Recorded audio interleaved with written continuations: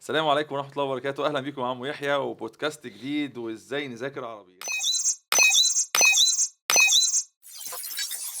عمو يحيى Educational Coach. النهارده مع مستر محمد صلاح هنعرف إزاي إن شاء الله نتناول المنهج وندخل فيه كده في جولة سريعة، وأهم الإرشادات اللي مستر محمد هيوجهنا لها في تالتة ثانوي وإزاي نذاكر عربي. السلام عليكم، ازيك يا مستر؟ عليكم السلام، ازيك يا هندسه؟ ازاي حضرتك؟ ايه ايه الحال؟ الاخبار؟ الله عامل يبارك في ايه؟ عمرك يا رب. الحمد لله حبيبي تمام. ربنا يكرمك. احنا بنسعد بيك للمرة التانية معانا وربنا يا احنا رب اللي سعداء والله. الله يحفظك يا رب، ينفع بيك ان شاء الله الطلبه ونقدم لهم محتوى ان شاء الله رائع. اللهم امين اللهم امين. مستر محمد، ازاي نذاكر عربي؟ ازاي نذاكر عربي؟ اه ده ده العلم. موضوع كبير. عشان ماده العربي هي اكبر ماده. الحوت. اه ما شاء الله تبارك الله. ماده العربي دي حوت. اول حاجه بنتكلم فيها، ادينا كده فكره الثالثه ثانوي، عندنا كام فرع وناخده جوله سريعه كده في كل حاجه. طيب، ثالثه ثانوي العربي عندنا فيها كم فرع؟ عربي عندنا فيها 7 فروع. ما شاء الله. اه لا عادي، قد طالما مواد الثانويه متعود. العامه. عندنا نحو وبلاغه، ودي مصطلحات مش جديده على الطلبه. وعندنا ادب، هو برضو كان بياخد ادب. عندنا نصوص وقراءه، هو برضو دي كان بياخد نصوص وقراءه في اولى ثانوي وثانيه ثانوي. تمام. عندنا قصة وتعبير، يعني هي الفروع اللي هو عارفها. جميل. الفروع اللي هو عارفها مع التغير في شوية حاجات، أو في 3/4 حاجات بمعنى صح. بمفهوم تالتة عن تانية وأولى. مفهوم تالتة عن تانية أولى. مم. طب بمناسبة تالتة وتانية وأولى، إيه اللي أنا كطالب محتاجه أطلع بيه من أولى وتانية عشان أكون مؤهل إن أنا أدخل تالتة مرتاح؟ ماشي، خلينا نحط نقطتين. النقطة الأولى يفضل، ولو ده ما حصلش تمام. يفضل طبعا ان الطالب يبقى متأسس. يعني إيه متأسس؟ يعني عارف الأساسيات، بيفهم يعني نحو، مم. فاهم يعني بلاغة، فاهم مش سمع ده قبل كده، فاهم مم. فاهم يعني ايه. تمام. ده بتساعد طبعا مدرس في ثالثه ان هو يبقى الاساسيات موجوده. ماذا لو ده مش موجود؟ معظم مدرسين اللغه العربيه هم اصلا قبل ما يبداوا بيعملوا محاضرات تاسيس، سواء في النحو او سواء البلاغه. كده كده بتتشرح من اول وجديد، اي مدرس بيشرحها من اول وجديد. ممتاز. بلاغه بتاعت اولى وثانيه. مم. فلو انا عندي ده يفضل جدا. لو مش عندي، فكده كده معظم مدرسين اللغه العربيه هم بيأسسوا لده قبل ما يشتغلوا. تمام. تقريبا كل المدرسين، انا بقول معظم بس كل المدرسين اللي على الساحه اللي انا عارفهم بيعملوا بصراحه كده. لأن هو طبعا ولا شك بيلاقي مستوى اللي طالع له من تانية محتاج كده. هو انت ما بتقيس بقى، ما انت ما مم. بتقيس، انت بتبقى عارف على طول ان انا خلاص لازم ابدا اقوم عامل حتى لو اصل انت دلوقتي عندك مجموعه من الطلبه. مم. هنفترض ان عندك 50% من الطلبه متاسسين و50% مش متاسسين. هبني اعمل على ايه؟ الضعيف طبعا. تبني على الضعيف. مم. تبني على الضعيف والتاني هيستفيد برضه. صح ولا شك، هيسمع تانية وهضيف بالظبط. له مستر محمد، نبدأ كده بأول فرع، إزاي نذاكر نحو؟ ازاي نذاكر نحو؟ خدعوك فقالوا. اتفضل. خدعوك فقالوا النحو من المعلومات او من الاقاويل الشائعه الرائجه. النحو ما بتذاكرش. مم. حل كتير كتير كتير، اعمل اسراف في الحل. وده احيانا بيبقى حلو، بس مش هو ده طريقه المذاكره. سليم. يعني تمام كده. طيب ازاي اذاكر نحو؟ تعالى بقى نحط القاعده من البدايه. بسم الله الرحمن الرحيم. انا سمعت المحاضره من المدرس بتاعي، ايا كان أنا باخد مع مين. جميل. سمعت المحاضره من المدرس بتاعي والراجل مشكورا انا فهمت منه. ممتاز. روحت البيت النهارده بكره ما اختلفناش، مش هي دي الازمه، مش مشكلتي في التوقيت، بس كل ما يكون بدري عن الدرس كل ما يكون حلو، مش قبل الحصه التانية بيوم. تمام. مم. تمام. وحتى لو ده حصل ماشي، بس تحصل بالطريقه اللي بنقول عليها، اللي هي ايه؟ الطلبه وهي بتذاكر واقعيا هي ما بتذاكرش نحو. أمال بيعمل إيه؟ ايه؟ بيفتح الكتاب او الملزمه، بيقرا المعلومات، بيقراها مش بيحفظها. مم. بحجه احفظها ليه؟ طب ما هو الكتاب قدامي وافتح الواجب اهو، انا هحل هنا، مم. وانا لو وقفت في معلومه هرجع لها هنا. مم. ده كلام مش صح. انا عايز عقلي يشرب المعلومه ويكون حافظها. سليم. اللي هي فكره ايه؟ احفظ القاعده. طبعا احفظ القاعده. النهارده على سبيل المثال احنا بنتكلم في درس مثلا لنا في الجنس. مم. ما ينفعش النهارده وانا بحل لنا في الجنس ما بقاش حافظ انواع اسم الله. حافظها اسمعهم لك، تمام. وعارف لك كل نوع بيجي ازاي وامتى وشكله عامل ازاي. ممتاز. وما ينفعش ما بقاش حافظ شروط لا نافيه الجنس. مم. امتى تبقى عاملها وامتى تبقى مهمله. ما ينفعش ما احفظش شروط لو الثلاثه. امتحنوني فيها نظري اجاوب. لازم مم. فكره بقى اصل انا معايا ورقه مفاهيم، واصل انا لو احتجتها، يعني إيه لو احتجتها؟ ما هو اصلا السؤال اعتماده الاساسي ان القاعده في دماغك، بس انا بلعب لك في تطبيقها. في تطبيقها. مم. بس القاعده في دماغك. ما بالك لو القاعده مش في دماغك، هتتزاول ما بين ان انت عايز تفتكر القاعده ومش هتعرف تحل تطبيقها، او هتحصل الازمه، او هيحصل الخلل بتاع اللي احنا بنسمعه من الطلبه. هو انا ليه لما بسمع بحس ان انا فاهم، بس لما باجي اطبق بحس ان انا مش عارف احل؟ صحيح. فبنقول له انت في شويه خلل بيحصل اثناء العمليه التعليميه في الحته دي. مم. رقم واحد، النحو بيتذاكر يا بيه، قاعده بتتحفظ يا بيه، والا ابن مالك ما كانش الف الفيه. ألفية ابن مالك. ما هو ألفها آه. ليه ألفية على شكل بيت شعرية؟ عشان مم. تتحفظ. يعني احنا اللي بنقوله ده مش مدرسة جديدة، ده هو ده الطبيعي. العلم ما فيهوش تجديد في الحتة دي. عايز تتعلم هتحفظ المعلومة دي، هتحفظ. تمام. انت فهمتها، عشان بس ما يجيش ايه يقول لك اصل بص انت اه عايز نحفظ. اه طبعا عايزك تحفظ، بس بس بعد ما تكون فهمت. انت فهمت من المدرس بتاعك. تمام. خلاص الفهم حصل. حفظت القاعدة اكيد. تمام. عشان في طالب يقول لك والله العظيم ما ذاكرت، فاقوم اول اختبار ايه؟ سمعني يجي لي بقى. طالب اقول له تعالى سمع لي، قول لي شروط لا في الجنس. مم. لا ما انا مش هسمعها لك كده. تقول له مثلا هتسمعها لي ازاي؟ اللي اديني سؤال وانا احله. اقول له يبقى انت كده مش حافظ. بتتحايل طيب انك حفظت. ايه مقياس الحفظ؟ دايما بعد ما تخلص مذاكره ما تروحش تحل، في مرحله في النص. اقفل الكتاب الاول او الملزمه اللي انت بتذاكر منها، سمع الدرس، سمعه، سليم. اشرحه لنفسك. ما بعرفش اشرح، لا اشرحه لنفسك، مش هتشرحه قدام حد. مم. لو انت ما عرفتش ده معناه انت ما ذاكرتش. بص بقى، اروح من هنا للصبح يفضل يشتكي لي يقول اصل النحو صعب والنحو مش عارف ايه. اعمل اللي انت عايز تعمله، صيح من هنا للصبح، عيط وصوت، انت كل ده هرت، ما عملتش حاجه. بس ده روشتة النحو. ده احنا لسه بنتكلم لا في انا قصدي يعني حضرتك ده ابتداء الف ب ان انا اكون مذاكر نحو ان انا لازم امر بالمراحل ديت. خلاصه القول. اه خلاصه القول. تمام. هنفضل نعمل ايه؟ اصل الطالب هيفضل يلف في حوالين يا لمونه اول 3 شهور، مم. تمام. ويفضل احيانا بعض الطلبه البعض بيدعي ان هو يا عيني بيعمل اللي عليه وبيذاكر بس ما بيتحسنش.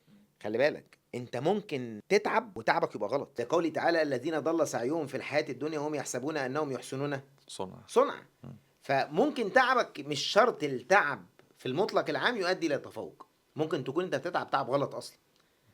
طيب انا اعرف ان انت تعب غلط ولا لا؟ وفي الحته دي احنا بنقول لك اهو ايه المفروض تعمله بالظبط. طيب خلصنا الجزئيه دي، خش بقى على كده وانا بحل. وانت بتحل بقى المفروض انا النهارده محطوط لي 30 سؤال اخدت واجب رايح احلهم. ما ينفعش الكتاب يبقى مفتوح قدامي، كتاب الشرح، تمام. كتاب الشرح مقفول تمام. وانا بحل. هل اول ما يقف قدامي سؤال ارجع ابص في القاعده؟ انا مش من انصار ده.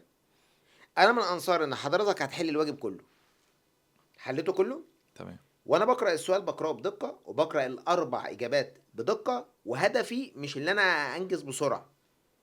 تمام. احنا هدفنا هنا ولا انجز بسرعه ولا اقيم نفسي، مش مهم اخد كام من كام، مش مهم خالص. المهم عندي دلوقتي اللي انا ابقى لامم كل الافكار اللي موجوده دي. فانا بحل خلصت، ما اقولش والله ايه ده انا حليت 30 سؤال تعالى ما اقيم نفسي من نموذج الاجابه. انا نموذج الاجابه انا عندي كام غلطه؟ عندي 6 غلطات لحد دلوقتي، تمام. مم. لو انا قلت والله انا عندي 6 غلطات او انا عندي 10 غلطات وانا كده جايب 20 من 30، يا نهار ابيض انا ناقص 10 درجات، لا ما اعملش كده. انا عندي 10 غلطات، ابتدي امسك غلطه غلطه واسال نفسي. حتى احنا بنوزع على الطلبه نوتس كده السنه دي ان شاء الله، ده يعني ايه حاجه جديده بنعملها. اي. واتمنى ان اي طالب يبقى عنده الفكره دي، حتى لو ما توزعتش عليه يبقى عنده المبدا ده. ان احنا حاطين له مثلا ان السؤال اللي انت بتغلطه لازم تقيم السؤال ده انت غلطته ليه. الغلط ممكن يبقى تسرع، سليم. اللي هو ايه، انا متلهوج ليه؟ انا في دماغي 500 الف حاجه وانا بحل والولد بيحل التدريبات. هو تفكير الولد في اللحظه دي ايه؟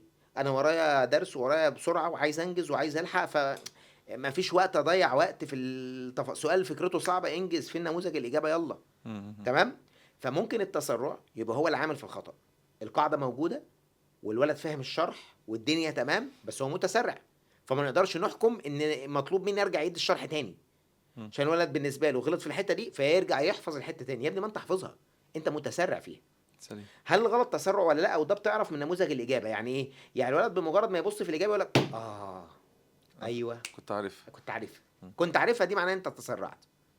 ابطل تسرع ازاي؟ اللي انت تتأنى وان انت بتحل الواجب او بتحل التدريب بتاعك، ما تبقاش بتفكر ومتلهوج على حاجه تانية. اديله وقته. مفيش حاجه بتجري ورا. انا قدامي نص ساعه، نص ساعه بحلها، يبقى ما اقومش من عليها. مم. افضل انا قاعد مش مهم، ما بفكرش في اللي بعده.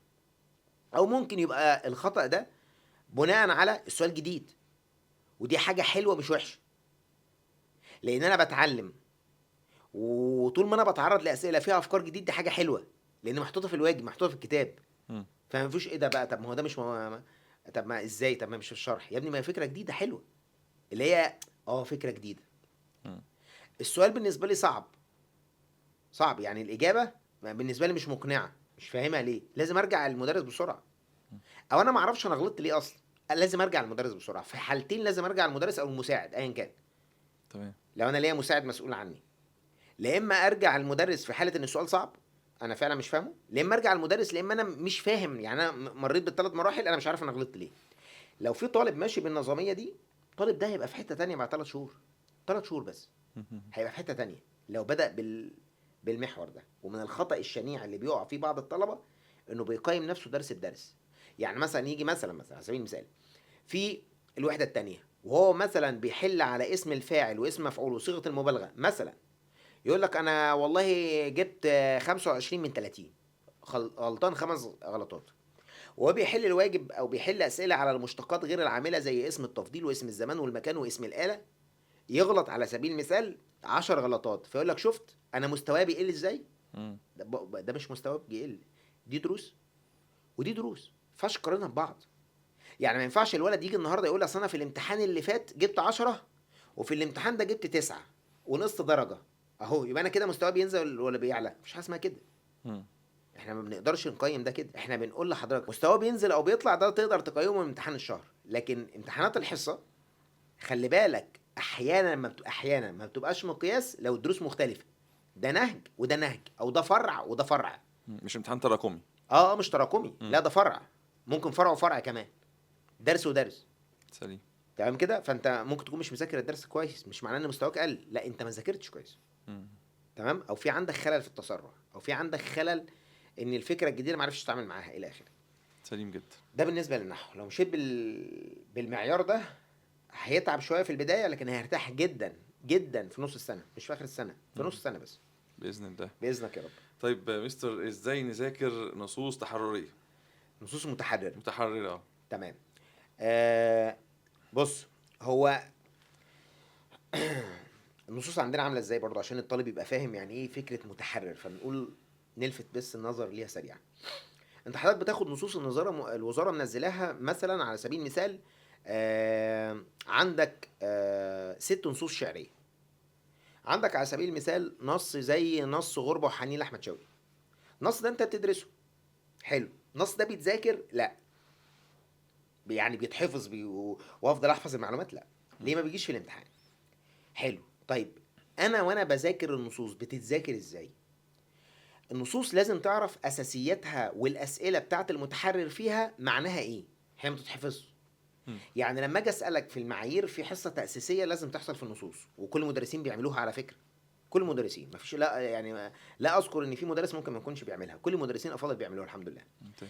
فاحنا لازم في الحصه دي، انا شايفها ان هي من اهم الحصص، قبل ما يخش على غربه وحنين ونواتج التعلم. تعال الاول عرفني مصطلحات الاسئله.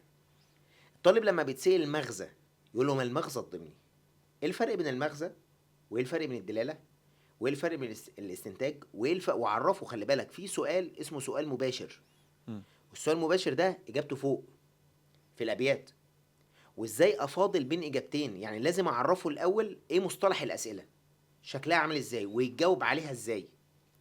تمام كده. تمام. طيب هل انا لو عرفت مصطلح الاسئله في النصوص المتحرره انا كده بقيت شاطر اعرف حل نص متحرر؟ لا. النصوص المتحرره اتقانها محتاج شويه معايير. المعيار الاول انا اكون فاهم السؤال. دايما الثغره بقول للطلبه، دايما الثغره في المتحرر فهمك للسؤال، فهمت السؤال غالبا المشكله اتحلت. تمام، ده رقم واحد. رقم 2 يتعود على قراءه النص. عندنا الطلبه معظم يعني الطلبه لما بتيجي مثلا من تانية ثانوي هو مش متعود يقرا النصوص، فهو متعود يعمل ايه؟ اول ما يبص على النص المتحرر هوب يبص على الاسئله، ماشي انا موافق، لو انت هتبص على اسئله سريعا وترجع تقرا النص بتاعنا انا موافق، الطريقه دي حلوه وده اللي انا بفضلها. مم. لكن بيعمل ايه بقى؟ يرجع مثلا يقرا السؤال الاول، فيقول له دلل المغزى كما ورد في البيت الرابع، فيقوم رايح قارئ البيت الرابع على اساس كده ان هو ايه، بيجي الاجابه من هنا. فاكر نفسه البيه في العهد القديم في سته ابتدائي هيشوف السؤال نهى بايه فيروح يجيبه من البدايه فوق، هو القراءه المتحرره. مفيش الكلام ده. انت عشان تعرف تجيب السؤال بتاع المغزى انت لازم تكون قرات النص، فهمت المعنى العام بالنص، ربطت البيت الرابع بالثالث بالخامس. تمام. تمام.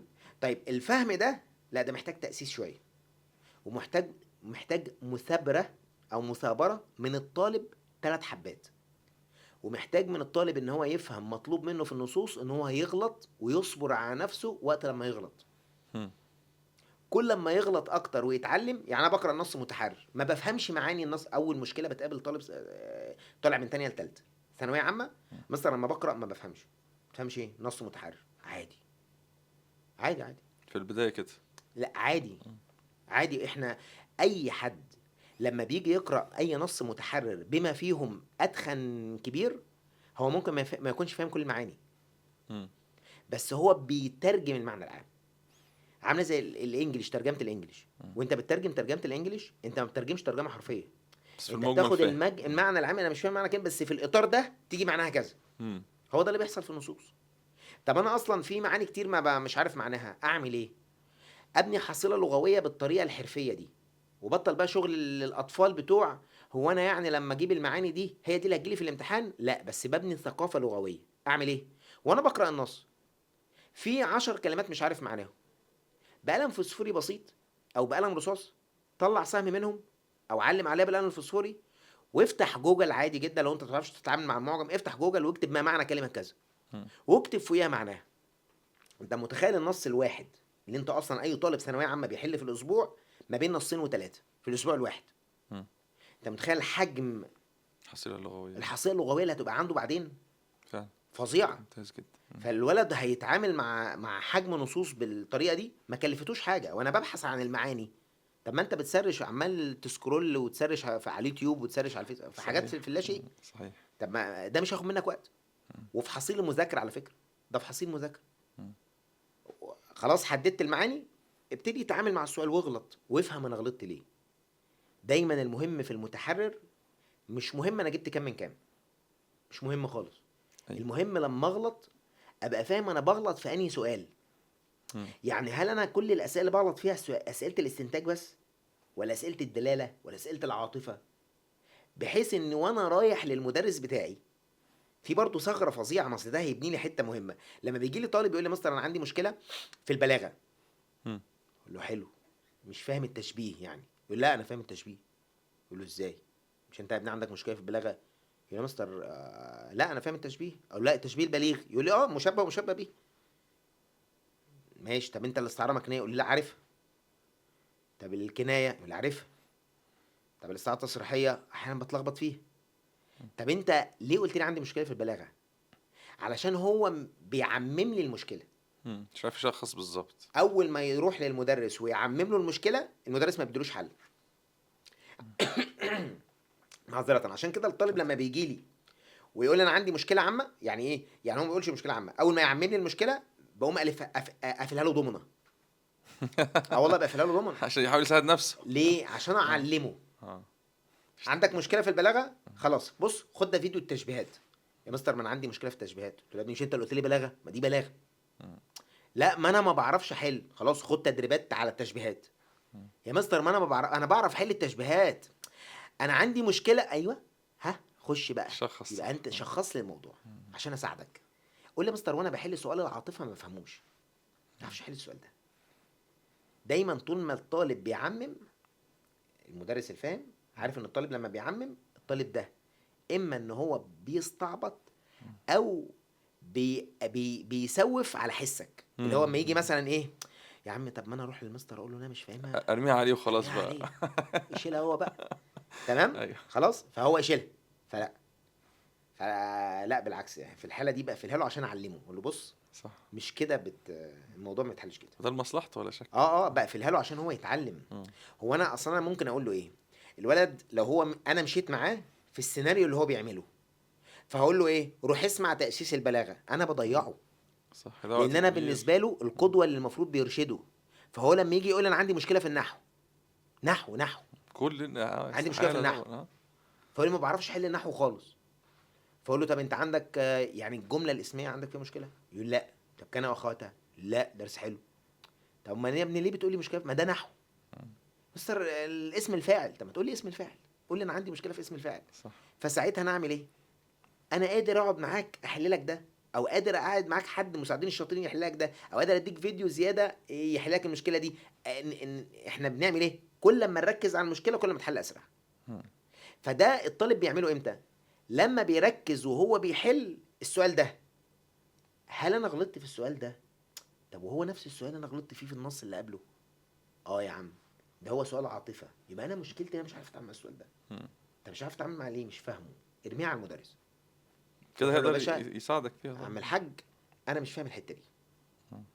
اولا المدرس هيحترمك وهيساعدك، صح. الاتنين. ليه؟ هو عارف ان انت عايز حل. لكن طول ما الطالب يقول لك انا ما بعرفش احل نص متحرر، طب متخيل اقول لك ايه؟ طيب الجملة كده خلاص. خد الجمله في وشك، آه. خدها في وشك. طب ايه الحل؟ مش عارف انا، بس انا ما بعرفش احل نص متحرر، وما بعرفش اقرا نصوص متحرره، مم. وما بعرفش افهم النصوص المتحرره. عارف انت اللي هو ايه؟ اسهل حاجة الشكل. هسودها في وشك، هخليها سواد. فاهم؟ فانت مش المشكله انت تسودها في وشي، لان انت لو سودتها في وشي هتبقى انت اللي عندك مشكله. صحيح. انت بالعكس انت عايز تبسط لي الموضوع عشان انا اعرف اساعدك. ايوه. لان لو في النهايه انا ما ساعدتكش انت اللي اتاذيت مش انا. صح. فاهم؟ لان هو مستقبلك انت. انت صاحب المشكلة. بالظبط، انت صاحب المشكله. جميل يا مستر. طيب مرورا كده، عايزين البلاغة والأدب نذاكرهم ازاي؟ طيب خلينا نبدا بالادب عشان هو الفرع الكيوت اللذيذ. تمام. الادب فرع جميل بيتذاكر، يعني قائم على حفظ المعلومه وميزه جميله في الادب ان هو عامل زي التاريخ. فانا ممكن يعني اذاكره على شكل احداث تاريخيه، فحبايبنا بتوع علمي اللي موفقوش واخدوا تاريخ فجات لهم الفرصه. ايوه. بجد يعني هو نوعا ما تحس ان هو عامل زي التاريخ شويه. فالادب ما فيهوش ازمه كبيره من وجهه نظري. يعني اي مدرس الطالب هيمشي معاه سيستم الادب، بس اهم حاجه يكون هيقرا الابيات ويعني ايه، ما يبقاش فلحوس. عشان في طلبه عندنا بتعمل نفسها فلحوسه. بيعمل ايه الطالب الفلحوس؟ بيجي في الادب يقوم عامل ايه؟ هو بيقوم قارئ الابيات. سليم. فالسؤال في الادب بيجي ازاي؟ بيجيب له بيتين شعرين او بيت شعري، ويقول له تحقق عامل من عوامل او سمه من سمات المدرسه في الابيات السابقه، او من المآخذ التي اخذها الديوانيون على الكلاسيكيين في الابيات السابقه كيت وكيت وكيت وكيت. مم. فطالب الفلحوس بيبقى معتقد ان هو جامد جدا، مش محتاج اذاكر، مش محتاج احفظ. يعني انا سمعت منك وفهمت خلاص الكلاسيكيين ناس قديمه وبتحب القديم، واحمد شوقي برضو جدد في شويه حاجات والتلاميذ جددوا شويه، حلو جميل. فانا هقرا الابيات واشوف ايه السمه اللي جت في الابيات وجت عندي في الاختيارات مم. واختارها. تمام كده؟ ايوه. خلاص. فيقوم ايه مثلا؟ يقوم انا جايب له ابيات كلاسيكيين، مم. ويكون مثلا في الكلاسيكيه الشاعر بيتكلم عن نفسه، واقول له تحقق عامل من عوامل او من سمات المدرسه الكلاسيكيه، الا وهو الذاتيه مم. او التجربه الذاتيه او العاطفه الجياشه. مم. هو ممكن تكون الشاعر عنده عاطفه، بس دي ما كانتش سمه من سمات المدرسه اللي هي العاطفه الجياشه، مم. رغم ان هي تحققت. يعني انا كقارئ انا شايفها فوق، مم. بس مش من سماتهم. تمام. حتى لو تحققت عند الشاعر هي سمه مش من سمات المدرسه، لانه قال لي السمه من سمات المدرسه. مم. فلازم يكون انا عارف سمات المدرسه، حافظ. حافظها. فانا مم. قارن بقى، ولا انا حافظه في سمات المدرسه مم. منهم المشاعر الجياشه او العاطفه الجياشه؟ لا، يبقى دي اكس. مم. طب هو فوق اكس اكس اكس، بيوقعه. كنسلها. تمام. وعلى فكره اسئله ادب كتير كانت بالذات في 2021 و2022 كانت قائمه على ده. يجيب له ثلاث اختيارات هم اصلا مش من سمات المدرسه. يعني اي واحد حافظ سمات المدرسه بسم الله الرحمن الرحيم يختار اجابه في لحظه من غير ما يقرا الابيات، ايوه. يختارها على طول. هي مش كل الاسئله كده، بس احنا بنقول ان حفظك للسمات هيخليك في مأمن عن فكره ايه انت مش اذكى من من الممتحن. اه تمام يا مستر. البلاغه. البلاغه عندنا اللي بيلعب عليها، هو عندنا مشكله في الايه، ان الطالب وهو بيذاكر البلاغه بيعتقد ان البلاغه ما بتجيش في الامتحان قوي. يعني مثلا من الشائع في الاوساط في اللغه العربيه مثلا ان بعض الطلبه يقول لك يا عم في الاخر احنا بنفضل نذاكر بلاغه والبلاغه ما تجيش في الامتحان. يعني ايه ليه؟ بلاغه ما تجيش في الامتحان؟ هقول لك، هو بيحسبها ان في الاخر انا عندي كام سؤال بلاغه. الراجل سالني في استعاره مكنيه وتشبيه او استعارتين مكنيتين، انا عندي كام سؤال بلاغه؟ 2. اقول له غلط، غلط مش صح. البلاغه عندنا المحسنات ما بتجيش بشكلها القديم. يعني هو في النظام الجديد ما بيجيش يسالك يقول لك تحقق محسن بديعي في البيت الاول، او محسن معنوي في البيت الثاني، او محسن لفظي في البيت الاول. ما بيجيش يجيب الصيغه دي. مم. هو ممكن يجيب لي المحسنات على شكل موازنات. فانا مطلوب مني وانا بذاكر بلاغه اذاكرها بالشكل الجديد وبالمفهوم الجديد مع المدرس بتاعي. تمام. البلاغه مش الجزء النظري فيها هو المهم، الجزء العملي. يعني انا النهارده مطلوب مني عرفت القاعده، اطبق القاعده كويس، مم. يعني احل على القاعده كويس. مش المهم ان انا ابقى عارف ان الاستعاره مكنيه واقوم عامل لك جدول ان المشبه موجود والمشبه به محذوف. اي طالب عارف المعلومه دي. الفكره ازاي اتعامل معاها، دي مهمه جدا. طب الطالب يعمل ايه؟ ما هو لا، لازم يسمع المدرس بتاعه بيشرحها ازاي ويتعلمها منه، ويحل بنفس الطريقه اللي المدرس بتاعه بيحل بيها. مم. المدرس دلوقتي هو شرح بلاغه، حلو قدامي، هو كده كده هيحل، اي مدرس بيحل. سليم. فهو بيحل، اتعلم منه الطريقه بتاعت حل الاستعاره المكنيه، اتعلم منه الطريقه بتاعت حل الاستعاره التصريحيه. بالميران. بالمران يتمرن عليها. سليم. اتعلم منه الطريقه وجرب الطريقه دي بتاعته دي مم. في كل اللي انت بتقابله. تمام. مع الوقت هتلاقي الموضوع سهل. ما شاء الله. والبلاغه من اسهل الفروع على فكره، بتيجي في امتحان ثانويه عامه غالبا ما فيش طلبه بتغلط فيها غالبا. جميل جدا. بجد. طيب القصه والقراءه المتحرره. طيب هو القصه على فكره بتيجي جوه القراءه المتحرره فعلا، يعني مش جواها، يعني مرتبطه بيها جوه الاسئله بتاعتها. القراءه المتحرره اخده نهج النصوص المتحرره شويه، فاللي هينطبق على النصوص هينطبق على القراءه. سليم. فضلا احنا بننصح الطلبه ان هي تمشي بمعيار حلو لذيذ، اللي هي اقرا الاسئله الاول قبل ما تقرا المتن نفسه او قطعه القراءه نفسها. مستر ده بيفيدنا في ايه لما اقرا الاسئله قبل ما اقرا القطعه بعرف نفسها؟ هو بيتكلم عن مين، بيتكلم عن ايه. الفكره العامه عن الموضوع. جميل. سواء قطع علميه او معلوماتيه او قطع ادبيه. يعني هو بيجيب له قطعتين قراءه. مم.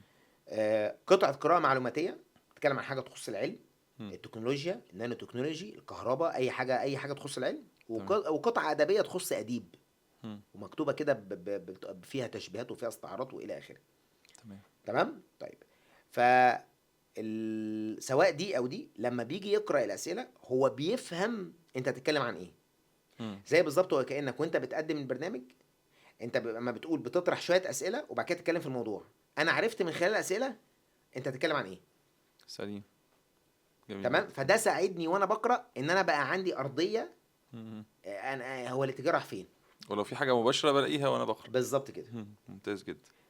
بس ما اقراش الاسئله بتأني، ده هي سريعا. فكره. يعني هو اجري بسرعه عشان الوقت، انت محكوم تمام. بالوقت. تمام. القصه بتيجي مربوطه بالقطعه الادبيه.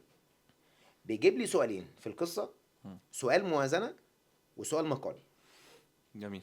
السؤال الموازنه ده سؤال بيوازن ما بين موقف حصل مع طه حسين، او ما بين اسلوب طه حسين، او ما بين ذاكره طه حسين، او ما بين شخصيه طه حسين، مم. وبين الكاتب اللي كتب المقال او كتب القطعه الادبيه دي.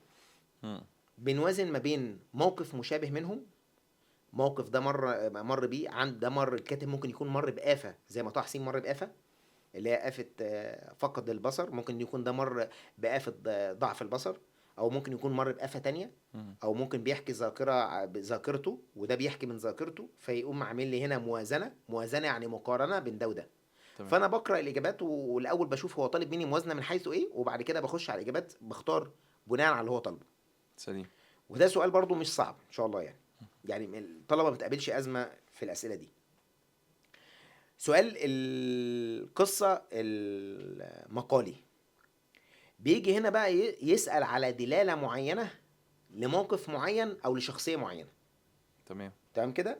طيب دي محتاجه من الطالب ان هو يكون قارئ القصه قراءه دقيقه؟ لا، محتاجه للطالب ان هو يكون سمع القصه مره واحده من المدرس بتاعه مم.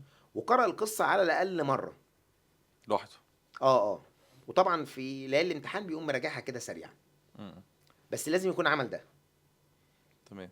وهو بيجاوب على السؤال المقالي بيبقى ليه حرفيه، ودي برضو بنتكلم عليها بعدين. بس الحرفيه بتاعتها احنا، هو طبعا مش هيفهم ده دلوقتي الا لما يخش في الموضوع، بس لازم السؤال المقالي بيجاوب بحرفيه معينه. تمام. يعني مش النهارده اللي انا بتسال سؤال مقالي فيلا اكتب خالص، انت لازم بتنظم الاجابه بتاعتك بناء على المعطيات بتاع اللي هو مديها لك. الوزاره لما جت تحط السؤال المقالي كانت حريصه جدا ان ما تسيبش الموضوع عشوائي للمصحح. يعني كان زمان، حتى في التعبير على فكره، مم. كان زمان لما المصحح بيجي يصحح السؤال المقالي يعمل ايه؟ انا شايف ده 2، مم. ده 1.5، بيقيم بنفسه. ده 1، ده مم. نص. لا، دلوقتي الوزاره وهي لما نيجي نبص على الرسائل المقاليه بتاعتها، السؤال المقالي متقسم ل4 اجزاء، كل جزء عليه نص. مم. اجابتك للجزء الاول كده نص درجه، الجزء التاني كده درجه، الجزء التالت كده درجه ونص، الجزء الرابع كده درجتين. اخفقت في حاجه منهم سحب منك نص. مم. تمام. فلازم وانا بجاوب اكون مقسم ده لاجزاء. مم. يعني السؤال بيوضع بشكل ان هو في نموذج اجابه، المصحح اه فاهم هو اه هيعمل ايه. اه ممتاز جدا. اه وده بنعلمه لهم يعني. ده ممتاز عشان الطالب يعرف يخاطب المصحح بقى. كل مدرسين العربي على فكره بيعلموا الطلبه بتاعتهم ازاي يجاوب على السؤال المقالي. بس احنا بنقول للطالب ارشاد، عشان في طلبه برضو ما بتستجيبش المدرس بتاعه سليم. وهو بيكتب بيعمل ايه. هو فاكر انشا بقى اديها. اديها انشا، يفضل يكتب كتير مم. خالص. ما عادش كده. لا خالص، انت بتكتب اللي هو طالبه منك غالبا كلمتين 3 في كل جزئيه. بس ممتاز ممتاز جدا يا مستر. طيب يعني واحنا بنقرب نختم رحلتنا مع العربي، ازاي ابدا السنه في اللغه العربيه؟ لو طالب بيسالني ازاي ابدا السنه في اللغه العربيه. ازاي يبدا السنه في اللغه العربيه؟ خلينا نقول اللغه العربيه وفي المجمل يعني. تمام. طيب هو كده كده احنا قلنا اللي انت المدرس اللي هتحضر معاه هو كده كده هيعمل لحضرتك جزء تاسيسي بالذات في النحو. حتى لو مدرس ما عملش جزء تاسيسي في البلاغه ده طبيعي، لان كده كده البلاغه تشرح من اول وجديد، فمش هينفع سليم. اسسك فيها واجي اشرح من اول وجديد. ما هو بالعقل ما هنشرحها من اول وجديد، مم. فاي مدرس هيشرحها من اول وجديد. فطبيعي خلاص ان كده اللي كده يعمل الكورس تاسيسي النحو. ليه؟ لان النحو عشان اخش في المنهج محتاج اتاكد ان انت فاهم يعني ايه نحو عشان اقدر اساعدك في اللي جوه. تمام. تمام كده. فده انت لازم تحضره.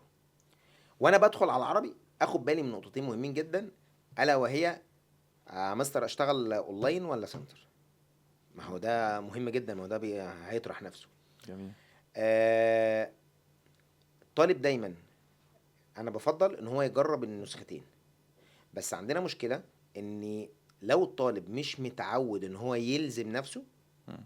فبتقابله مشكله في الاونلاين لو الاونلاين مش ملزم. سليم. تمام كده. وربما في يعني لكن هو امتيازاته كتير جدا، طبعا طبعا. كتير جدا، من حيث توفير الوقت ومن حيث توفير الجهد والمال. والله بس انا عملت لهم حلقه كامله عن اونلاين. يعني قلت فيها حاجات كتير خالص. هو ليه مميزات، بس انا بكلمك في الاسئله اللي بتطرح. صحيح. بس عندنا مشكله بقى اللي هي ايه؟ خد نهج وامشي عليه. اخشى من الطالب اللي عارف انت لو بيتنطط لا طبعا دي مشكله. شغل القرود. وده مش لا هيكون تكن قردا. وده كمان مش هيكون يا مستر مناسب للاونلاين في الغالب. اونلاين عايز طالب عايز ينجح لا لا وبيعرف لا يلزم لا نفسه بالقعده. لا، وعلى فكره مش شرط يبقى طالب مثالي. لا مش شرط مثالي، بس بيعرف يلزم نفسه بالقعده، مش محتاج حد ينغزه ويزقه على المذاكره، والا هو هيراكم. بس دلوقتي برضه الاونلاين بقى شديد يعني، بقى المشرفين بيتصلوا بقى في والله ماشي، يعني ابقى بتكلم على العام يعني. ربما الانظمه في بعض المنصات او المدرسين فعلا بتطارد الطالب. جميل. ده يعني جميل، وده بيعالج نفس نظام المساله. السنتر شويه. اه فاهم؟ فهو برضه بيجبر الطلبه على قد ما يقدر وبيحاسبه لو الحصه ما اتسمعتش طب ده وبيكلموا شيء جيد الكلام ده كله. جدا، شيء جيد جدا. فالمشكله في التنطيطه بقى اللي اه هي ايه؟ انا هحضر هنا، طب بقول لك ايه، انا كده كده راكمت، طب ما نخليها من الشهر الجاي ادام انا كده كده بوظت الدنيا، اه سيبها دلوقتي ادام بايظه، ومن الشهر الجاي ننزل سنتر ونموت نفسنا ونجيب كل اللي فات. واتمنى بقى. زحليقه ايوه. زحليقه التسويف. فالتنطيطه دي وحشه. سليم. فابدا السنه ازاي؟ ابداها باستقرار، ولا حماسه مفرطه، مم. ولا اصلا مش في دماغي، ولا تخاذل من حضرتك في بدايه السنه. مم.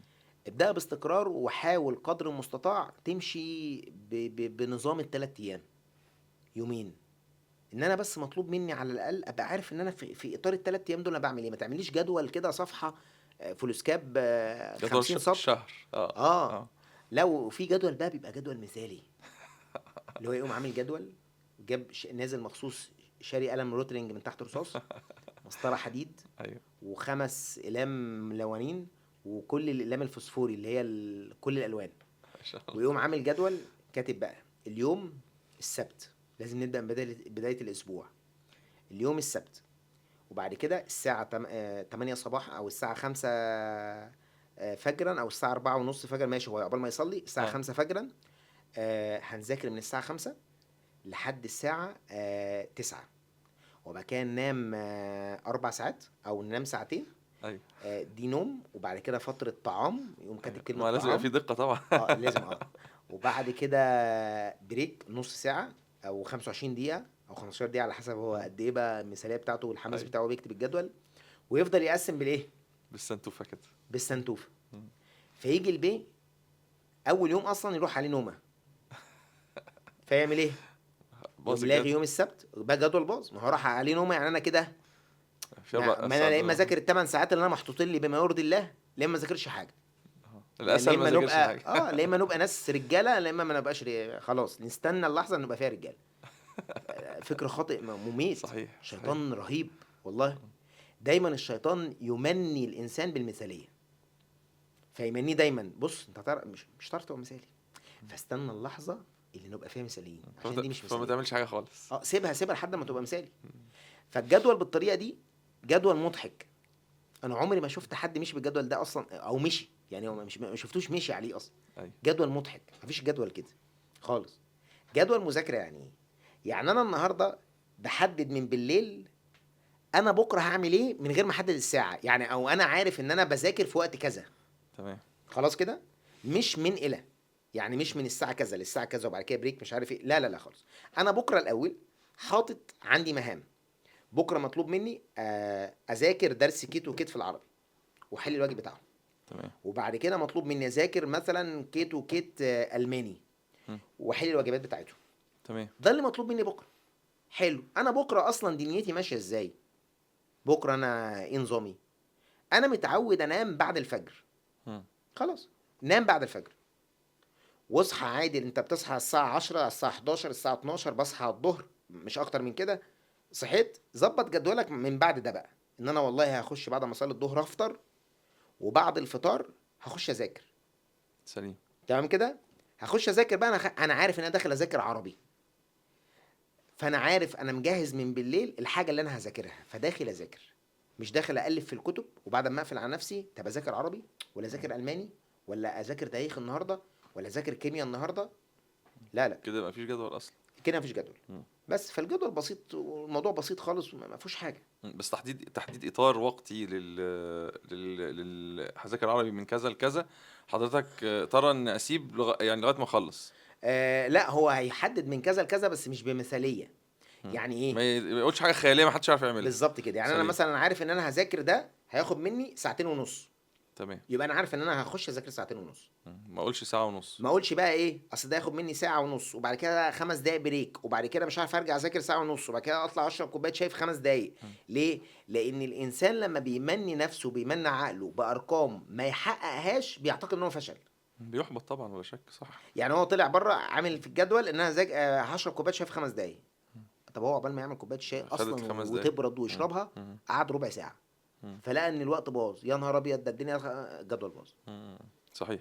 وهو مش قران اصل الجدول، انت يا عم الجدول بيخش ساكت معلش. صح، صح. يعني سدد وقارب، يعني لو في خلل يعني ازود ساعه مذاكره مفيش مشكله يعني.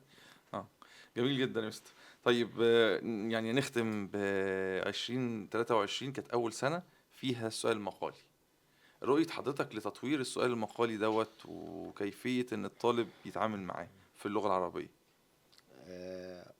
الفكره جيده جدا، يعني جت متاخره بس جيده جدا.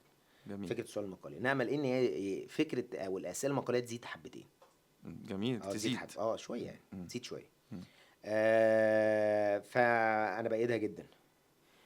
فكره التعبير في السؤال المقالي رائعه، جميل. رائعه جدا. يعني حاول قدر المستطاع وضع الامتحان ان هو ما يسيبش مجال للمصحح. يعني انا دايما ببص على فكره ايه، ما تحاولش تسيب مجال للسؤال المقالي للمصحح علشان نسبه الظلم ما بتبقاش كبيره. سليم. هو كده كده ادام حصل تدخل بشري في يبقى نسبة خطأ يحصل ولا شك خطأ، آدمية يعني. يبقى يحصل ظلم. آه. بس ما يبقاش الفجوه عشوائيه، اللي هي ايه، انا داخل بسم الله الرحمن الرحيم، متروكه ليا الموضوع بقى إمم. ده واحد انا وده وذوقي. full mark. لا لا، بصراحه هو الموضوع خرج منهم اللي هو اقصى حاجه ممكن البشر يخرجوها، اللي هو ايه، انا محجم اللي قدامي على قد ما اقدر. في إمم. ليفل تاني بصراحه انا مش عارف، يعني انا لو جيت افكر لا مش هدور يعني مش مفيش هعرف أكتر من اعلي كده عليهم. نعمله. فبصراحه لا، انا شايف ان اللي حط وضع الرؤيه للورقه الامتحانيه مبدع. ما شاء الله، جميل جدًا، مبدع. ممتاز جدًا. سعدنا جدًا بالسياحة الجميلة ديّة في اللغة العربية مع حضرتك، انا وما اللي شاء سعيد الله والله. أظن الطلبة بإذن الله عز وجل ما فيش بعد كده يا جماعة يعني تفصيل لكي إزاي أذاكر عربي. بنشكر حضرتك على الوقت الطيب دوّة، حبيبي ربنا يعزك يا حبيبي. وسعداء خالص بوجود مع انا حضرتك. اللي سعيد والله. الله يبارك فيك. وبالمناسبة بنبارك لحضرتك طبعًا ولو متأخرة شوية على ال4 الأوائل، ما شاء الله تبارك ربنا يعز الله، حضرتك، ربنا وإن يبارك في شاء حضرتك. الله عقبال السنة الجاية ما يكونوا ال10 كلّهم من عند حضرتك يا رب. اللهم امين، اللهم اللهم امين. آمين. هنبارك لكل طلبتنا والله، يعني كلهم بالنسبه لنا ابطال. ما شاء الله والله تبارك الله، اللهم لك ربنا الحمد. يحفظ حضرتك يا رب، اللهم اللهم لك آمين. الحمد. سعدنا بلقاء مستر محمد صلاح، وإن شاء الله يعني ناخد منه وعد كده قدامكم إن شاء الله تتكرر الموضوع ان دوّة. شاء الله باذن الله، ان شاء الله باذن الله. وإزاي نذاكر عربي، كنت مع عمو يحيى، وإن شاء الله نتابع بقية المواد.